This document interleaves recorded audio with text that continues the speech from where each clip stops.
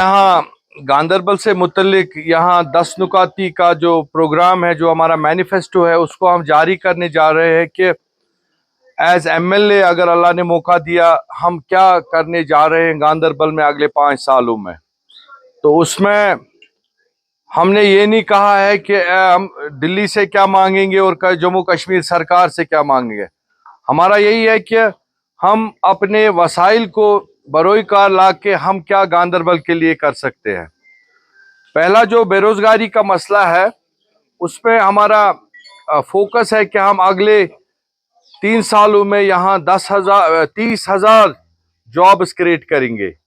उसमें हमारी central university में हम बच्चों को जॉब्स देंगे, न्यू गांदरबल पावर हाउस में जॉब्स देंगे और जोजिला टनल, और इसके साथ साथ हमने यहाँ पे जो मल्टीनेशनल कंपनियों से बात कर रखी है कि जो उनको हम यहाँ पे इनवाइट कर रहे हैं और यहाँ पे हम एक जॉब फेयर मेला गांदरबल में करेंगे ताकि यहाँ गांदरबल के बेरोजगार नौजवानों को जॉब्स मिल सके। उसके लिए हमने यहाँ ऑनलाइन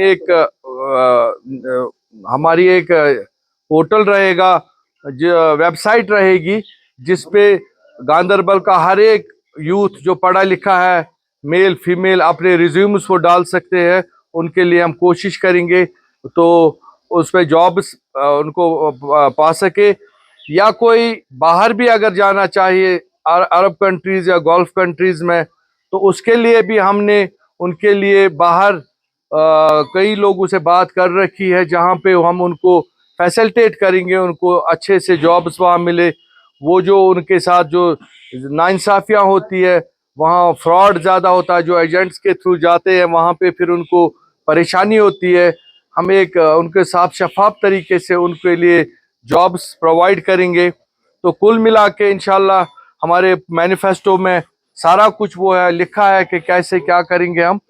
और जो हमारे बच्चे हायर एजुकेशन पढ़ना चाहते हैं, नीट आईएएस आईपीएस एग्जाम्स में उनको दिक्कत आ रही है हायर एजुकेशन के लिए, उनके लिए हमने कुछ एनजीओ से भी बात कर रखी है।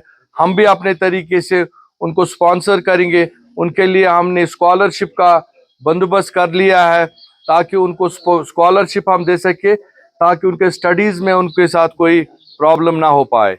वो गांदरबल से भी आईपीएस आईएएस बच्चे क्वालिफाई कर सके, हमारे बच्चों को अच्छे से एक प्लेटफॉर्म मिले।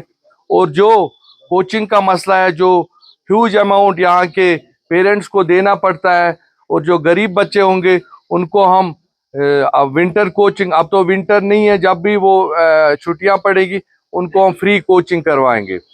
एक कॉन्सेप्ट आया है वर्क फ्रॉम होम, जो कोविड में आया है, जो हमारी वुमेन्स है, क्योंकि आज अगर घर में 10 लोग हैं तो 10 के 10 कमाए तब घर चलता है। हमारे जो माए बहनें हैं उनके लिए भी हम स्कीम्स ला रहे हैं, जिससे वो एक तो घर का काम भी करेंगे, और एक ये जो कॉन्सेप्ट है वर्क फ्रॉम होम, वो घर से ही अपना 4 पैसे कमा सकते हैं।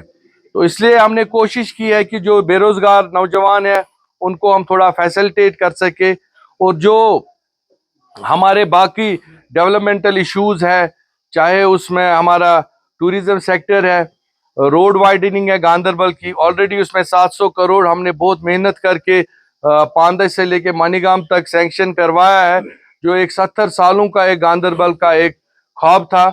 और उसको आगे बढ़ाते हुए हम यहाँ पे खोड़मर्ग, हमारी एक बहुत बड़ी टूरिस्ट डेस्टिनेशन है गुटली बाग के साइड, 100 करोड़ का हमने वहाँ पे प्रोग्राम ऑलरेडी गवर्नमेंट के पास डीपीआर है कि उसमें हम 27 किलोमीटर का रोड ले लेंगे, ताकि यहाँ पे हर किसी ट्रांसपोर्टर को भी रोजगार मिले, मजदूर को भी रोजगार मिले, घोड़े वाले को भी रोजगार मिले, और पढ़े लिखे नौजवान को भी रोजगार मिले, दुकानदार को भी 4 पैसे मिले। कुल मिला के गांदरबल में खुशहाली रहे। और उसके साथ साथ जो हमारे बाकी के इश्यूज है, चाहे जो पिछली बीजेपी और पीडीपी सरकार ने जो SRO 105 यहाँ पे लागू किया 2016 में, जो माइनिंग एक्ट में, जिससे कि हमारे लाखों लोग बेरोजगार हो गए, जो नाले सिंध से या सफापुरा साइड से जो माइनिंग का काम करते थे, उसको हम थोड़ा रिलैक्स करके, ताकि जिस तरीके से ट्रेडिशनली यहाँ पे लोग अपनी रोजी रोटी कमाते थे, उसको हम फिर से रिवाइव करें।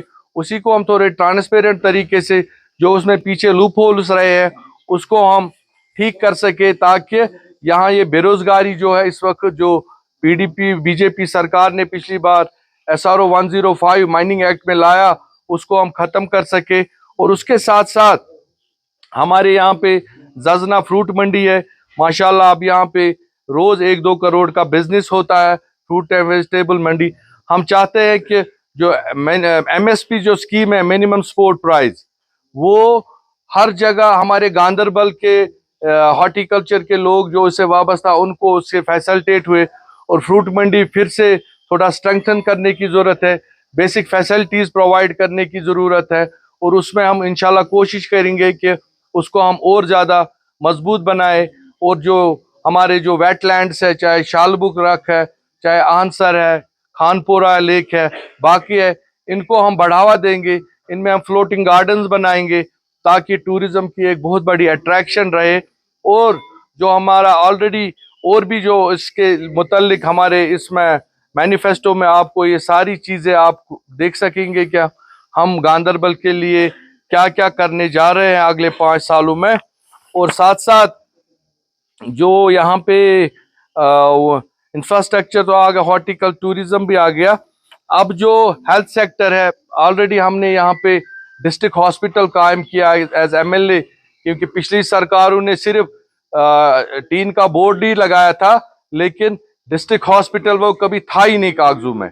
और जैसे कि हाल ही में किसी लीडर ने यहाँ तकरीर की, डिस्ट्रिक्ट हॉस्पिटल मैंने लाया, और मैं उनको ये कहना चाहता हूं कि वो अपने ईमान से हाथ रख के कहे कि क्या उन्होंने वो डॉक्यूमेंट देखे कि ये इशफाक जब्बार के टाइम पे सैंक्शन हुआ है डिस्ट्रिक्ट हॉस्पिटल, और ये सिर्फ प्राइमरी हेल्थ सेंटर था। इसमें पेरीफेरी से डॉक्टर उठा के लाते थे, चाहे कंगन से 2, लार से 2, शालबुग से 1, सन्ना से 1, ऐसे ही इन्होंने ये ड्रामा बना के रखा था यहाँ। तो इसमें हमने यहाँ, और जो उन्होंने वहां पे वो बिल्डिंग बनाई, वो खाली ईंटों का एक ढांचा था, उसमें मैंने 52 करोड़ वन टाइम फंडिंग करवा के उसको एक शानदार डिस्ट्रिक्ट हॉस्पिटल बनाया। अगर आपका इसके सवाल होगा, इसके बाद आप पूछे प्लीज। तो जो भी हमने यहाँ जो मार्जिनलाइज्ड वर्कर्स है, तो उसको हम चाहते हैं कि उनको रेगुलराइज किया जाए, चाहे उसमें आंगनवाड़ी वर्कर्स है, SPOs है, उनकी तनख्वाहें बढ़े, उनको जो इन गवर्नमेंट पे उनको स्कीम्स में ले सके। जैसे कि एक मुलाजिम के पास GP फंड रहता है, जो ये लोग हैं, इनको हम चाहेंगे कि इनको CP फंड रहे, जो PF प्रोविडेंट फंड जिसको कहते हैं, उसमें इनको, ताकि एक रेकरिंग उनके पास जब वो रिटायर हो जाए या अपना उसको कुछ हाथ में मिले, ताकि वो आगे की जिंदगी गुजर बसर कर सके। और यहाँ हमारे डेली वेजर्स का इशू है, कैजुअल लेबर्स का इशू है, और पिछली सरकारों ने खाली लॉलीपॉप रखा इनके मुंह में, लेकिन कभी रेगुलराइज नहीं किया। और जैसा कि हम कोशिश करेंगे इनके लिए काम करने की, जैसे हमारे सिंध फॉरेस्ट डिवीजन के हमारे 256 लोग जिनको निकाला गया है जॉब से, उनके लिए मैं कोशिश कर रहा हूँ उनको वापस उसमें वो रखा जाए। ऐसे बहुत सारे इश्यूज है, वो हो जाएगी। और यहाँ पे बहुत सारे ऐसे एरियाज है जिनको RBA का दर्जा मिलना चाहिए, जो बैकवर्ड उनका दर्जा मिलना चाहिए, जो गांदरबल के लो लाइंग एरियाज है, गोंड रोशन है, रबितार है, लटी है, या बाकी जो उनके एडजॉइनिंग एरियाज है, या गुटली बाग में कुछ ऐसे इलाके हैं, या वाकुरा तहसील में ऐसे हैं कि जिनको इमीडिएटली यहाँ पे उनको बैकवर्ड का दर्जा मिलना चाहिए, ताकि वो बच्चे भी कल इसमें वो अपने आगे जॉब्स वगैरह को लेके उनको मिले। और दूसरा, जो पिछली सरकारों ने यहाँ ज्यादती की है, जो इन्होंने इंटर डिस्ट्रिक्ट रिक्रूटमेंट हमारे 350 पोस्ट जो टीचर्स के थे, जो पिछली सरकारों ने उसको खत्म करके ST कोटा में या SC कोटा में जो बाहर से यहाँ लोग आके लगाए गए, वो 40 साल के लिए हमारे पोस्ट फिल हो गए, और गांदरबल के बच्चे पढ़ लिख के इस वक्त उनका कहीं पे कोई पूछता नहीं है। तो हम चाहेंगे कि डिस्ट्रिक्ट रिक्रूटमेंट हो, कि आगे जिस तरीके से हमारे यहाँ गांदरबल के बच्चों को उसमें रोजगार के मौके मिले, जो पढ़े लिखे नौजवान हैं, और जो पढ़े लिखे लोग हैं उनके लिए जब तक गवर्नमेंट जॉब मिले, हम कोशिश करेंगे उनको स्टाइपेंड एक उनको पॉकेट मनी मिले, ग्रेजुएट को, पीएचडी को, मैट्रिकुलेट को, 10+2 को, ताकि वो अभी अपना कम से कम अपना पॉकेट मनी उसका चल सके, जो एम्प्लॉयमेंट एक्सचेंज में रजिस्टर होंगे और उनको उसमें फायदा मिले। और जो हमारे जंगलों में रहने वाले लोग हैं, पहाड़ों पर रहने वाले लोग हैं, उनको फॉरेस्ट एक्ट के दायरे में लाया जाए, जो उनके फॉरेस्ट के बेनिफिट्स है वो उनको मिल सके, ताकि वो जो उनसे जमीनें छीनी जा रही है, जो उनसे मामला ज्यादतियां की जा रही है, वो उनने अपनी जिंदगी अपने इन्हीं फॉरेस्टों में गुजारी, इन्हीं पहाड़ों पे, तो हम चाहेंगे उनके लिए वो ज्यादतियां ना हो। और जो हमारी मजहबी तंजीमें हैं जिनको हाल ही में बैन किया गया, और जो बैन, और आज तो वो इलेक्शन फ्रेम में भी आ गए हैं, अब तो वो उनके कैंडिडेट्स इंडिपेंडेंट लड़ रहे हैं। हम गवर्नमेंट ऑफ इंडिया से गुजारिश करेंगे और कोशिश करेंगे वो बैन, जैसे जमात इस्लामी जैसी तंजीम है या बाकी तंजीमें है, उन पे वो पाबंदी उठनी चाहिए, ताकि जो उनके मजहबी मामलात है, जो उनके फ़राइज़ है, वो अंजाम दे सके। हमने यहाँ कोशिश की है कि जो जेलों में बंद पड़े बच्चे हैं, अगर दिल्ली वाले कहते हैं अब दिल्ली की दूरी नहीं रहेगी, तो पहला, अगर उनको कश्मीरी को गले लगाना है, अगर उनको कश्मीरी नौजवान को आगे ले जाना है, तो उसके लिए जो हमारे बच्चे जेलों में हैं उनकी रिहाई पहले हम कोशिश करेंगे वो जेलों से बाहर आए। और हम अपने तरीके से भी एक उनके लिए ऑनलाइन सिस्टम रखेंगे, हम उनके लिए लीगल एड रखेंगे, जिनको कोई वकील की प्रॉब्लम है, किसी को अपने केस में नहीं मिल रहा है, हम उनको फ्री ऑफ कॉस्ट ऑनलाइन वो सर्विस, लीगल सर्विस प्रोवाइड करेंगे। या जो बच्चे, या कोई उम्रा पे जाना चाहता है, कोई हज परफॉर्म करना चाहता है, कोई जॉब के लिए उसकी जो एडवर्स वेरिफिकेशन आती है, हम कोशिश करेंगे ताकि ये सिस्टम खत्म हो। और जो आज किसी बच्चे से 30 साल पहले कोई गलती हुई है और आज भी वो उसकी सजा भुगत रहा है, उसको भी आज थाने में उनकी हाजिरी लगती है। आज भी देखिए इलेक्शन का टाइम आ गया, हर कई इलाके से इनको फोन आते हैं, जी आ जाओ हाजिरी लगाओ इधर। अब वो बेचारे बाल बच्चे वो दादा बन गए, उनके बच्चों के बच्चे, ये कितनी ह्यूमिलेशन है। इस सिस्टम को खत्म करने की जरूरत है, ताकि वो भी एक इज्जत की जिंदगी गुजर बसर करे, उनको कोई रोक टोक ना हो। अगर हम कहते हैं यहाँ अमन आ गया, इन चीजों की यहाँ जरूरत नहीं है, इन काले कवानीन की यहाँ जरूरत नहीं है। पीएसए जैसा काला कानून, अपसपा जैसा कानून, इनको हटाने की अब जरूरत है, ताकि हमारा कश्मीरी भी एक खुली सांस में अपनी सांस ले सके। तो इनको शुम में हम इंशाल्लाह कोशिश करेंगे कि जो हमारे बाकी के पानी के मसले हैं, इरिगेशन के मसले हैं, वो सारा इसमें हमने जिक्र किया है। तो हम कुल मिला के कोशिश करेंगे अगले 5 साल में गांदरबल को एक अपना नुमाइंदा मिले, जिसके पास ये सुबह शाम आ सके, जा सके, उनके पास एक्सेस रहे, और अपना काम, छोटे मोटे काम जो होंगे वो हो सके। इनको वो पैराशूट लीडर नहीं चाहिए कि जो फिर 5 साल के बाद वोट लेके 5 साल अपना चेहरा नहीं दिखाते हैं, फिर उन दलालों के हवाले करते हैं जो यहाँ पे गांदरबल के आवाम का खून चूसते हैं। देखिए ये उमर अब्दुल्ला की बौखलाहट है, बचपना है। अगर वो काम ही गिनवाना चाहते हैं, अगर वो 4 काम गांदरबल में गिने जो उन्होंने 50 सालों में किए, मैं खाली उमर अब्दुल्ला साहब की बात नहीं करता हूँ, मैं उनके 50 साल लेता हूँ और अपने 2.5 साल, और मैं अपने वालिद साहब के 18 महीने वो लगा के जितना काम हमने किया, वो कहीं मेरे, अब कितना मैं गिनूं, आप इतना टाइम भी नहीं है। मैं आपकी चैनल की वसादत से उनको चैलेंज करता हूँ, वो 1 घंटे का ओपन डिबेट करे गांदरबल में, कहीं भी जहां, या वो कहे मुझे गुपकार आना है मैं जाऊंगा। अगर इशफाक जब्बार फेल हो गया किसी कमिटमेंट में, अगर मैंने कहा उन्होंने 4 काम अपने गिनवाए, मैं 100 काम अपना गिनवाऊंगा जो मैंने किए। इनका काम था सिर्फ फाउंडेशन स्टोन रखना, लोगों को बेवकूफ बनाना, जैसे इन्होंने वाकुरा के लोगों को बेवकूफ बनाया। गोजामा शिलवत ब्रिज जब इन्होंने किया, वो 2011 में उसका फाउंडेशन स्टोन रखा, लेकिन उसको रखा स्टेट सेक्टर में। स्टेट 21 करोड़ का प्रोजेक्ट, सालाना उसका 20 लाख रुपए आता है पैसा। 20 लाख में उनको तनख्वाह मिलेगी जो वहां पे मुलाजिम है, काम कब होगा, ये तो कयामत तक कभी कंप्लीट नहीं होगा। अब इशफाक जब्बार ने उसको लैंग्वेजिंग प्रोजेक्ट्स में डलवा के उसका जो कॉस्ट अब हो गया, मतलब उसका जो कॉस्ट रिवाइज हो गया, 42 करोड़ का कॉस्ट हो गया। तो अब इंशाल्लाह वो अच्छा खासा ब्रिज बन के आएगा। इन्होंने तो आज तक वाइल का ब्रिज, जो एक शहर थी गांधरबल की, 70 साल वो वाइल का ब्रिज नहीं है बना सके, जबकि सारे वीआईपी इसी ब्रिज से गुजरते थे। तो ये तो आपके सामने, ये तो रोड वाइडनिंग नहीं कर पाए, 5 वजीर आला गांधरबल में दिए, जो सबसे बड़ा बोटल नेक है गांधरबल का।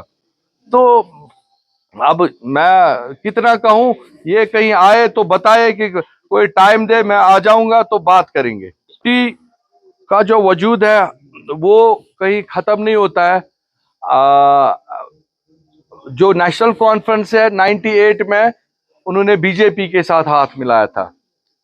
उन्होंने उमर अब्दुल्ला साहब वहां वजीर खारजा थे वाजपेयी सरकार में, और उन्होंने एटॉनमी भी सरेंडर तब की उमर साहब की मिनिस्ट्री पे।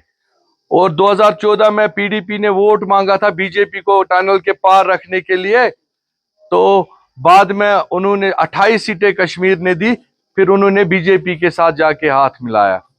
तो ये चीजें नहीं, हमने कोई अनटचेबल पार्टी के साथ हाथ है, हमने गांधरबल के वसीतर मुफाद के लिए जो काम किया है वो, मैंने इशफाक जब्बार ने कही 2010 में, आप देखिए नेशनल कॉन्फ्रेंस के टेनवर में 127 बच्चे शहीद किए गए जो पैलेट और गोलियों से मारे गए, जिनको तकरीबन 3,500 पीएसए लगाए गए। तो इशफाक जब्बार की 2 गलतियां हो सकती है, लेकिन इशफाक जब्बार के हाथ कश्मीरियों के खून से रंगे नहीं है।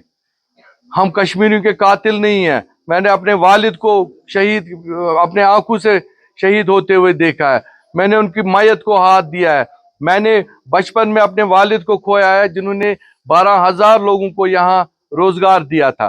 तो पीडीपी वाले 2016 में आप देखिए वही कहते थे, दूध लेने गए थे, टॉफी लेने गए थे, तो 250 बच्चों को शहीद किया और 250 बच्चे आज कब्रों में हैं। तो उन्होंने क्या खता की थी? आसिया और नीलोफर ने क्या खता की थी? तो उनको किन चीजों की सजा मिली? ऐसी तो इनके कुल मिला के ये पावर के भूखे, इक्तिदार के भूखे हैं।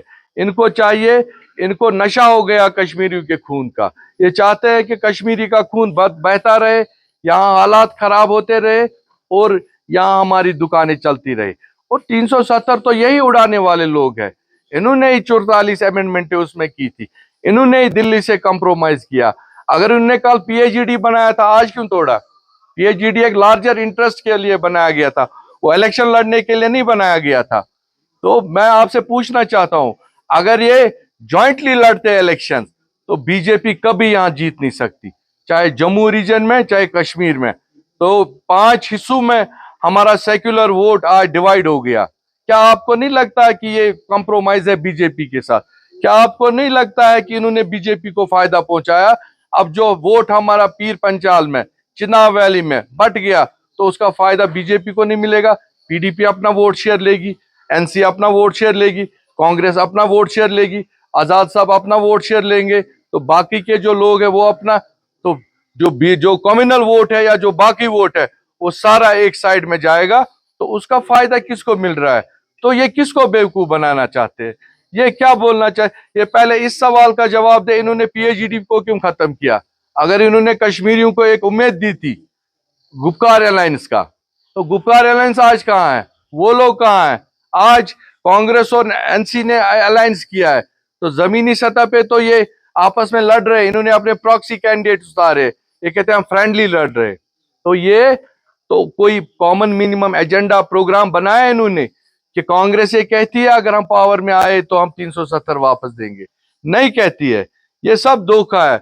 हमें चाहिए अपने गांधरबल को बचाना है, हमें एक नौजवान पौध को बचाना है, हमें गांधरबल के लिए मिलजुल के काम करना है। और सियासत में हिकमत अमली होती है, और हम इंशाल्लाह पहले मुसलमान हैं, हमें कुरान ने सारा रास्ता दिखाया। कुरान और हदीस में हमारे रसूल पाक सल्लल्लाहु अलैहि वसल्लम ने जब फतेह मक्का किया था तो उन्होंने भी हिजरत की थी, उन्होंने भी कुफारों से मुआहिदा किया था, उसके बाद फतेह मक्का किया, वो भी एक हिकमत के तहत था। तो इंशाल्लाह हम कभी इस कौम को धोखा नहीं दे सकते, हम कभी गांधरबल के साथ गलत नहीं कर सकते। लेकिन गांधरबल के लोगों को समझना है, हमें अपनी पॉलिटिकल आइडियोलॉजी को बचाना है, हमें अपनी रिप्रेजेंटेशन को गांधरबल में बचाना है। मुझे बता दीजिए, अगर आप पैराशूट लीडर को यहाँ कल को कामयाब होते, क्या गांदरबल के लोग कल दावा कर सकते हैं हम गांदरबल के नुमाइंदे? तो इन पार्टियों ने क्यों नहीं गांदरबल के आदमी को मैंडेट दिया? क्यों नहीं पीडीपी ने गांदरबल का जो उनका सीनियर बंदा था क्यों नहीं दिया? तो नेशनल कॉन्फ्रेंस ने क्यों नहीं यहाँ लोकल कैंडिडेट को उतारा? तो क्यों नहीं उन्होंने वहां से लाए? तो गांदरबल का वजूद, जो हम कहते हैं कि हम बहुत बड़े फन्ने खान है, तो हम सबको, आपको भी सोचना है। तो जो ये लोग इस वक्त घूम रहे हैं, जिनका ये साथ दे रहे, कहीं हम ये पॉलिटिकल सुसाइड तो नहीं कर रहे हैं? ये सियासी मौत हमारी हो रही है गांदरबल में, क्योंकि हम अपने बंदे को बाहर फेंक रहे हैं और मंगतू को, पैराशूट बंदों को हम यहाँ इन कर रहे। तो कल को कौन सा गांदरबल का दावा कर सकता मैं यहाँ का नुमाइंदा हूं? ये सवाल का मुझे जवाब दे दीजिए। उन लोगों से भी, ये पीडीपी एनसी या कांग्रेस की लड़ाई नहीं है, गांदरबल को अपने वजूद की लड़ाई है। गांदरबल को सियासी तौर जिंदा रहना है। इशफाक जबार ना सही, लेकिन गांदरबल वाले को जिताइए, ना कि बाहर वाले को। और आप अपने पैरों पे आप कुल्हाड़ी मार रहे हैं, आप अपने पैरों पे खुद कुल्हाड़ी मार रहे हैं। आज तो खुदा के लिए जाग जाइए, अपने नौजवानों का मुस्तकबिल देख लीजिए, अपने नौजवानों का आगे का फ्यूचर देख लीजिए। 50 साल इन्हीं 40-50 लोगों ने आपको इस्तेसाल किया है, जो आज भी आपको सेंटिमेंटल बना रहे हैं, बाकी चीजें बना रहे हैं। तो उससे निकलेगा क्या? इलेक्शन 25 तारीख को खत्म होगा, ये लोग कहीं नहीं नजर आएंगे। इशफाक जबार को जीना मरना इसी गांदरबल में, इशफाक जबार ही तब खड़ा होगा। तो आज नौजवान को सोचना है, बुजुर्ग को सोचना है, पार्टी लेवल से ऊपर उठ के गांदरबल के लिए हमें सबको सोचना है।